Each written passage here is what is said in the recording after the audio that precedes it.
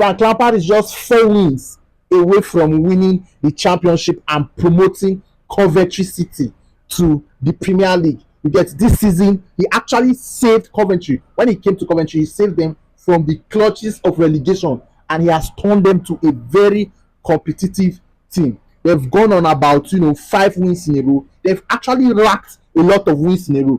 Remember, Frank Lampard, he has actually coached in different clubs. He coached in Derby. He started his managerial career at Derby in the 18-19 season. He actually took them to the playoff of the championship and then lost to Aston Villa in the final. From there, Chelsea had an interest in him. They brought him to the club during that time of transfer ban. They actually took them to 4th position and also took them to the FA Cup final, where he lost though. The next season, Chelsea signed a lot of players, but he could not keep up with those big signings, and then he was sacked after a couple of poor performances.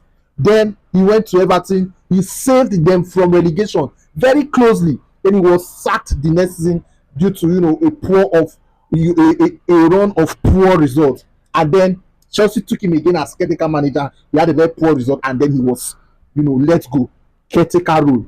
And then going to Coventry City, he actually revitalized his career after a series of sackings and poor runs as a manager. And right now, you can see that it seems as if he is more inclined at the lower level than top level. Remember, there are managers that can do it very, very well at lower clubs and top clubs. Example, Sean Dyche in the Premier League. He can save you from relegation. Another very good example is David Moyes. He has been very good with mid-table clubs, but going to a top-level club like Manchester United, he could not actually do it. And I'm very sure that Frank Lampard also falls into that category. A small club manager going to the big club, he will be definitely punching out above his weight.